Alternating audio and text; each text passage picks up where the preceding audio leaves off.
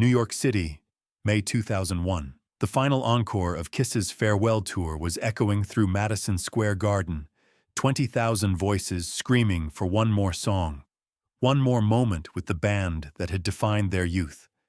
But backstage, in the organized chaos of a massive rock production winding down, something was happening that no one in the audience could see. Ace Frehley, who had already removed his Space Ace makeup and changed into street clothes, was walking with unusual purpose toward Peter Criss's drum kit. The Catman was still seated behind his drums, sweat-soaked and exhausted, staring at the Ludwig kit that had been his throne for nearly 3 decades. When Ace reached Peter's drums, he didn't say anything at first. He just stood there for a moment. And then he leaned down close to Peter's ear and whispered something that made the drummer's eyes fill with tears. What Ace said in that moment would remain between them for years, a secret that captured everything about friendship and loss and the brutal reality of what it means when the music finally stops. If you want to understand the real stories behind rock's greatest goodbyes, the moments that happened when the lights went down and the truth came out, hit that subscribe button. This is the story of 2 outsiders who found each other in the chaos of fame and said goodbye in the only way that mattered. The Kiss farewell tour was announced in 2000 as the definitive end of the band, a massive global trek that would give fans one last chance to see the original lineup in full costume and makeup. Gene Simmons and Paul Stanley sold it with their usual promotional prowess, positioning it as a celebration of Kiss's legacy and a dignified retirement from live performance. The music industry was skeptical. Farewell tours had become a cliché by 2001, with bands announcing final shows only to return a few years later when the money was too good to resist. But for Peter Criss and Ace Frehley, there was a different kind of finality to this tour. They both knew, even if it wasn't being said publicly, that this was likely their last time playing with Kiss in any real capacity. Peter's relationship with Gene and Paul had deteriorated significantly during the reunion era. The initial excitement of the 1996 comeback had given way to familiar tensions, disagreements about money and creative control, old wounds that never fully healed. By the time the farewell tour was being planned, Peter was essentially a hired employee rather than a full partner in Kiss, a reality that burned with particular intensity given that he'd been there from the beginning, sharing basement rehearsals and van tours before anyone knew who Kiss was. The contract negotiations had been brutal, with Peter fighting for respect and compensation that matched his founding member status, while Gene and Paul treated him like a replaceable component in the Kiss machine. Ace's situation was different, but equally complicated. He'd returned in 1996 on better terms than Peter, with genuine hope that the conversations he'd insisted on before rejoining had created a foundation for healthier dynamics. But by 2001, Ace was struggling again with sobriety, missing rehearsals, showing up unprepared for shows. The demons he'd wrestled into submission in the mid-90s were back with a vengeance, and the pressures of a massive farewell tour were making everything worse. Gene and Paul were already making contingency plans, having a backup guitarist ready in case Ace couldn't perform. Ace knew this, could feel the organization preparing to function without him, and the knowledge fed into his worst impulses. What made the dynamic particularly painful was that Peter and Ace had always been the outsiders in Kiss. Gene and Paul were the creative and business leaders, the ones who'd formed the band and maintained the vision. Peter and Ace were the guys who'd auditioned, the musicians hired to fill specific roles, who happened to become icons in their own right. They'd bonded over this shared status, understanding what it felt like to be essential to Kiss's success, while somehow always being made to feel replaceable. Over the years, Through breakups and reunions and replacement members, Peter and Ace had maintained a connection that went deeper than business arrangements. They understood each other's struggles with addiction, with identity, with the specific kind of pain that comes from being valued for what you do, but not always for who you are. Madison Square Garden held special significance for all four original KISS members. It was the New York venue, the place where local kids who'd struggled to get gigs in dive bars had eventually headlined to sold-out crowds. For Peter, who'd grown up in Brooklyn, and Ace from the Bronx playing the Garden represented a particular kind of validation. They'd made it in their hometown, had conquered the venue that represented success to every New York musician who'd ever dreamed big. The farewell tour's New York shows were scheduled as a multi-night run, with the final night positioned as the emotional climax of the entire tour. The shows themselves were spectacular in the way only KISS could deliver. The pyrotechnics were more elaborate than ever, the stage design massive and complex, the set list a carefully curated journey through KISS's greatest hits. Each night, 20,000 fans sang along to Rock and Roll All Night in Detroit Rock City, lost themselves in the spectacle of fire and blood and platform boots and makeup. From the audience perspective, it was a perfect celebration, a triumphant farewell to one of rock's most iconic bands. But backstage, the tensions were palpable. Peter and Gene had barely spoken off stage for weeks. Paul was maintaining professional civility but nothing more, and Ace was increasingly isolated, showing up for soundcheck at the last possible moment, avoiding the group dynamics that had become toxic. The final night at Madison Square Garden, Peter played with an intensity that surprised everyone who knew how fraught the situation had become. His drumming was powerful and precise, his stage presence fully committed to giving the hometown crowd everything they deserved. But anyone watching closely could see something else in his performance, a kind of desperation, a recognition that this might truly be the last time he sat behind a KISS drum kit in front of an audience that loved what he'd created. During the drum solo section, traditionally Peter's moment to shine, he played with particular ferocity, attacking the Ludwig kit like he was trying to prove something to everyone who'd ever doubted his value to KISS. Ace noticed, even in his own struggles, even through the fog of whatever he was using to get through the tour, Ace could read Peter's emotional state. They'd known each other too long, had been through too much together, for Ace to miss the signs. He recognized the performance of someone saying goodbye, and he understood what that goodbye was costing. When the final encore ended and the four members of KISS took their bows to thunderous applause, Ace was already thinking about what he needed to do once they got off stage. There were things that needed to be said, acknowledgments that couldn't wait for some hypothetical future moment that might never come. The backstage area after a KISS show was controlled chaos. Crew members breaking down equipment, security managing the flow of VIPs and guests, management handling logistics for the next city. Gene and Paul typically disappeared quickly into their dressing rooms, the business of being KISS demanding their attention even after the performance ended. But Peter always lingered at his drums for a few minutes, a ritual he'd maintained throughout his time with KISS. He'd sit there in the aftermath, the arena still echoing with residual noise, and just breathe, letting the adrenaline slowly drain away.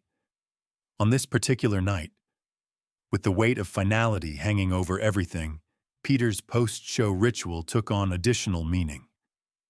He sat behind his kit, still in his Catman makeup, though the sweat had smeared it significantly.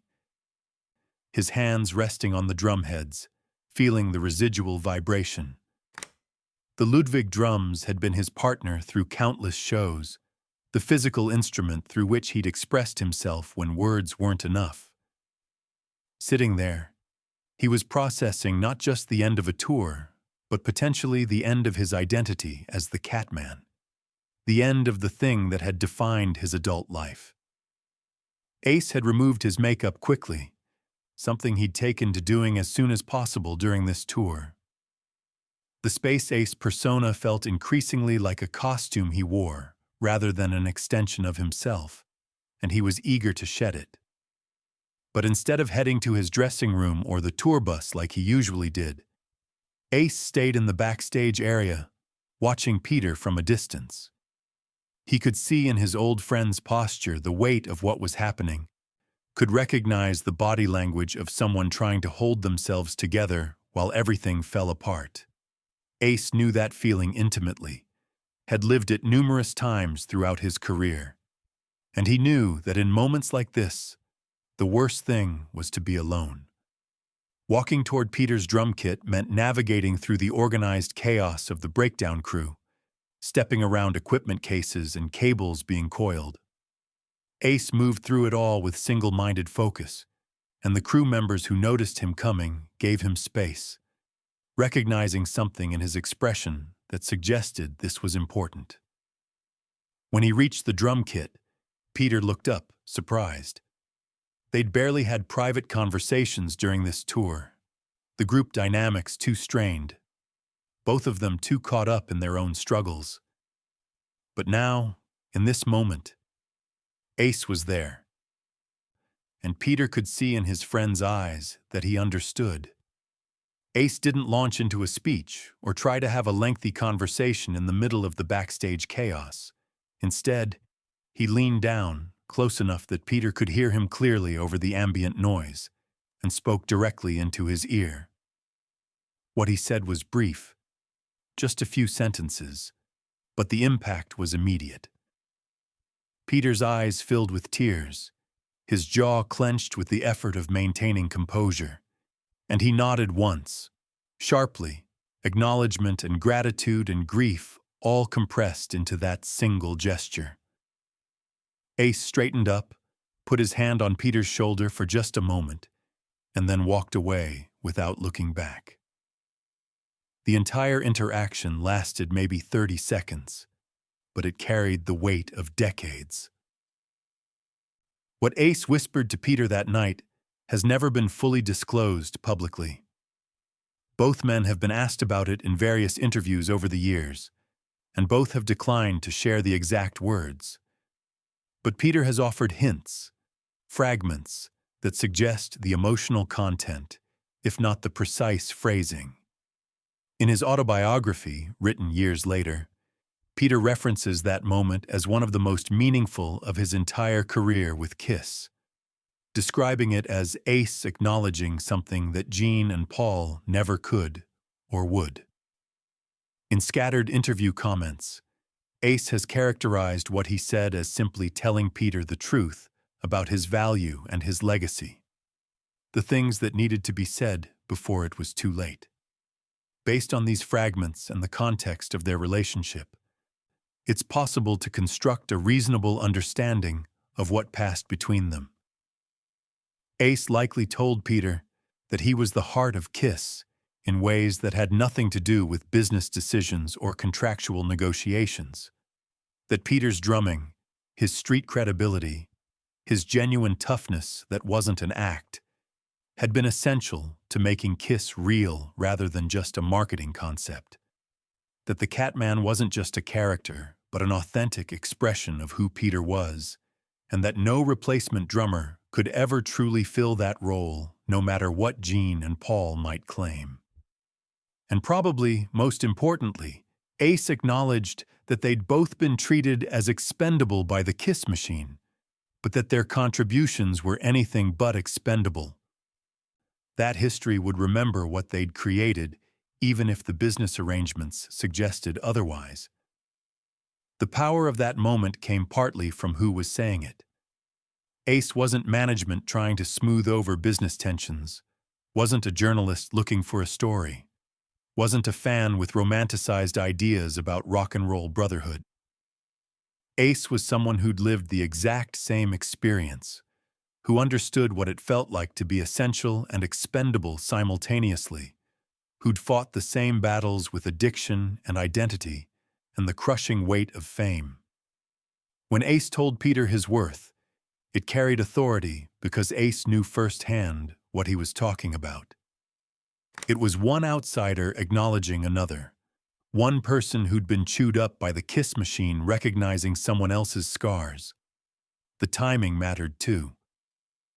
This was happening at what both men believed might be their final Kiss show, or at least Peter's final show. The farewell tour was being marketed as the end, and while industry cynics might doubt the permanence, Peter and Ace had reason to believe this was real for them personally. The relationships with Gene and Paul had deteriorated past the point of likely recovery. The physical and emotional toll of maintaining the Kiss persona was becoming unsustainable. Whatever happened next with Kiss, it seemed unlikely to include them in any meaningful way. So this wasn't a casual backstage comment, but a final acknowledgement. The things that needed to be said before the opportunity was lost forever. To fully understand the significance of that whispered conversation, it's necessary to understand the parallel journeys Peter and Ace had traveled. Both had joined Kiss as professional musicians, filling specific roles in someone else's vision. Peter had been drumming in various New York bands, good enough to make a living, but not a star. Ace had been doing session work and playing local clubs, recognized by other guitarists as talented but largely unknown to the broader public. They'd auditioned for Kiss because they needed the gig, not because they had some burning artistic vision they needed to fulfill. And then the makeup and the characters and the success had transformed them into something neither had quite anticipated. The transformation had been disorienting for both of them. Suddenly they weren't just Peter and Ace, they were the Catman and Space Ace, larger-than-life characters with specific roles to play. The money and fame came faster than either could process, and with it came pressures neither was equipped to handle. Peter turned to alcohol and eventually harder substances, using chemicals to manage the anxiety and dislocation of living a double life. Ace's drinking, which had started as typical rock and roll excess, escalated into full-blown alcoholism that threatened his ability to perform and eventually his life. Both struggled with the fundamental question of identity. Who were they when they weren't in costume? And did that person even matter anymore? Their struggles with addiction had followed similar patterns, cycles of getting clean and relapsing, promises made and broken, interventions and rehabs, and attempts to white-knuckle their way through. Both had experienced the specific humiliation of being too intoxicated to perform, of letting down audiences and bandmates, of reading about their failures in the press. Both had endured the judgment of Gene and Paul, who had their own issues but managed to maintain functional professional behavior. And both had felt the terrible isolation of addiction, the way it separates you from everyone who might actually care about you, leaving you alone with your worst impulses and darkest thoughts. But they'd also both experienced moments of connection through their shared struggle. Late-night conversations in hotel rooms when everyone else was asleep, honest talk about how hard it was and how much they wanted to stop but couldn't.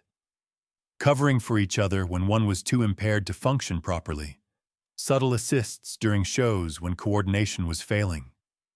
Understanding looks across crowded rooms when the pressure was building and the urge to use was overwhelming. They'd been life preservers for each other in ways that no one outside that experience could fully understand, keeping each other afloat even when they were both drowning. After Ace walked away from Peter's drum kit that night, the farewell tour continued for several more months, playing out its scheduled dates across North America and eventually around the world. But something had shifted for both Peter and Ace.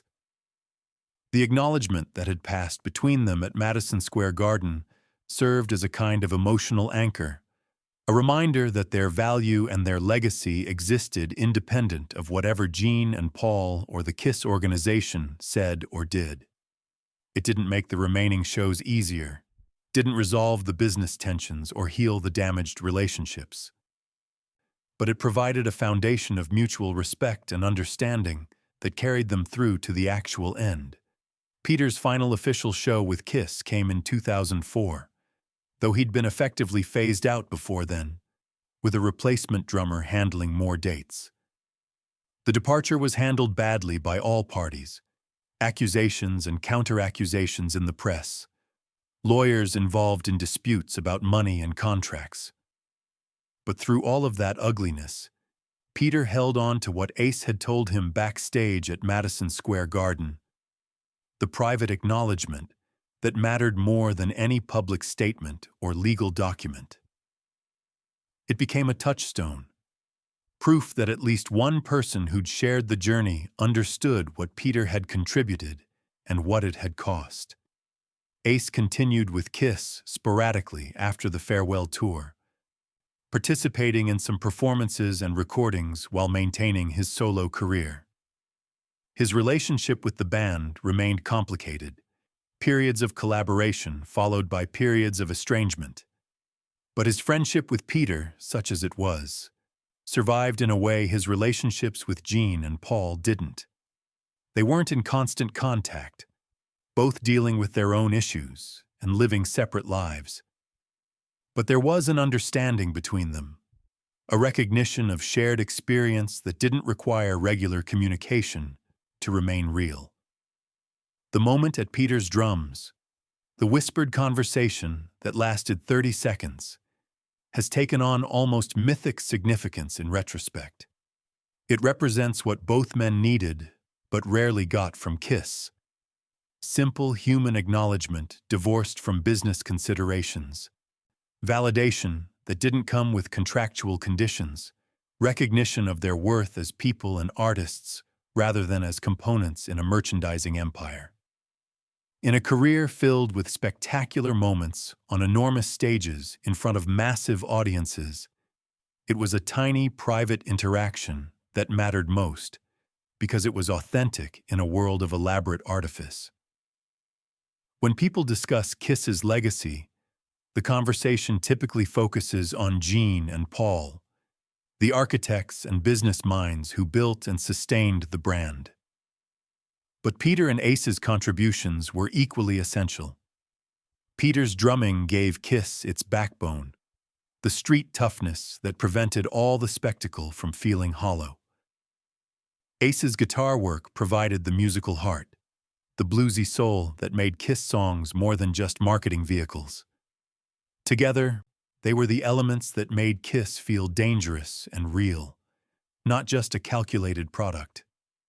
Their status as outsiders, always slightly at odds with the KISS machine even while being central to its success, created a particular kind of legacy.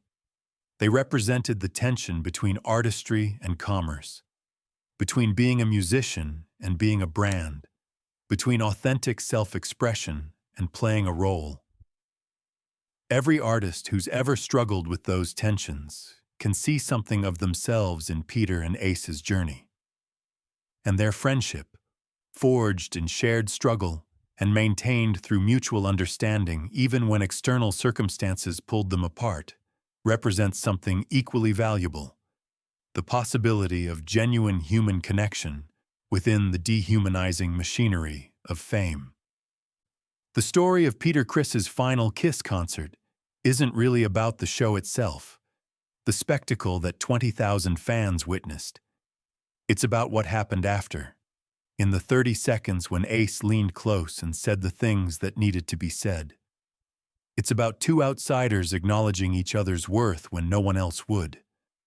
It's about the power of simple human kindness in a business that often has none.